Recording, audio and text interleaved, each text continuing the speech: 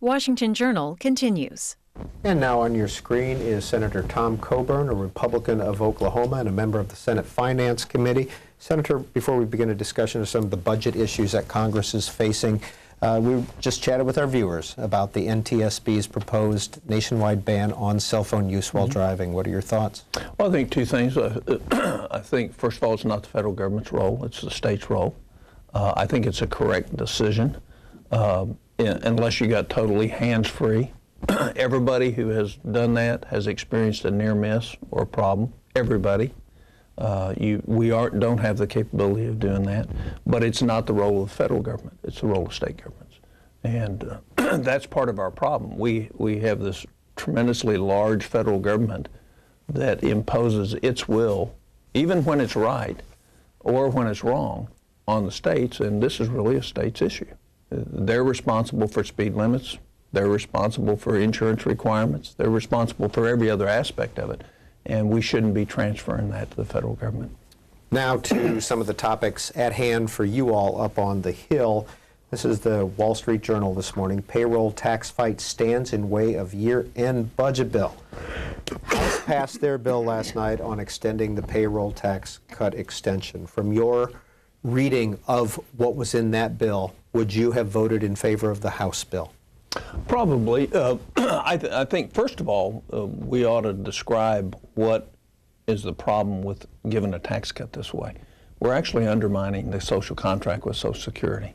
So I think it's fine to have this $900 to $1,000 out there per working family, but we ought to do it through a tax credit rather than undermine Social Security, because once we lose that contract, then that's going to become ultimately what will proceed, given the budget problems in front of us.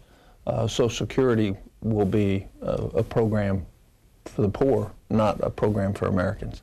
And so I think it's dangerous that way. The second thing is we're going to borrow money against our children ultimately to pay for this. So what we're saying is we're not willing to really make the hard choices now that are necessary to fix the problems. We'll just push that off and we'll take the benefit of it now. And that's what we've been doing for 20 years and under both parties. And that's why we're near a crisis now in terms of our budget. Well, Senator Reid has already declared it dead on arrival in the Senate. It won't happen. So what happens next in the Senate? Well, I'm not sure it won't happen. There are other ways to get bills up. You know, we've had this kind of unilateral ruler that's tried to convert the Senate into the House. What's wrong with voting on it? You know, it may be dead, but let's vote on it. Let's see where you stand. You know, the big problem today in Washington is the leaders of the parties are making decisions so members of Congress are protected from having to make a vote.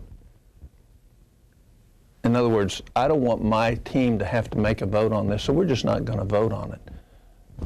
If you were elected to come up here, you ought to have the courage to vote one way or the other and be able to defend it.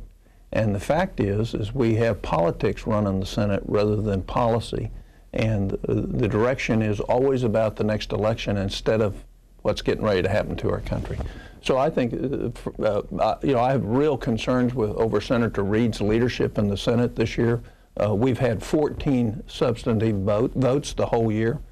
We've had 15 political votes. The rest of it's been nothing, and it's because we've not done our work. So for him to say it's dead, it's not dead. I can go down and rule 14 it myself.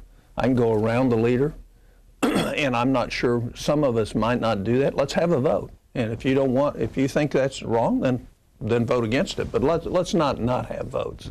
So, given what the House passed and the fact that they did the payroll extension, how does that affect what's going on with the CR, the continuing resolution, and the budget? And the Senate today is bringing up a balanced budget amendment. Yeah, how it does makes no fit? sense. None of it. Not, to the average American, what's happening in Washington today doesn't make sense. Everybody agrees we're not going to have a government shutdown. Everybody agrees we're going to continue to give this tax credit or tax break on Social Security or the equivalent of it. The question is the parties are trying to score points, and it's sickening. And that's why America, only 9% of America has any confidence in what Congress is doing. And it's all about how do we make each other look bad or good? How do we make ourselves look good and somebody else look bad? And that's all based on election in November 2012. Well, the problems in front of our country are so great right now. those are small problems, whether or not we fund the government.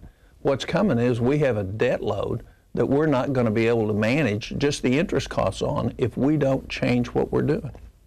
And this is kind of sparring political gamesmanship, which the American people have already rejected, no matter who's in charge, Republican or Democrat. And so there's very few grown-ups that are willing to look past the next election. You know, it really doesn't matter who wins the next election in terms of the problems that are coming to us. They are very big problems. They're solvable, but they're not solvable with the behavior that we have today in Congress. Senator Tom Coburn is our guest for the next 40 minutes or so. 202 is the area code, 737-0002 for Republicans, 737-0001 for Democrats, and all others, 624-0208. You can also send Senator Coburn a tweet, twitter.com/cspanwj, or an email, journal@cspan.org. And we're going to begin with a call from Sarah in Dixon, Illinois, on our independent line. Please go ahead, Sarah.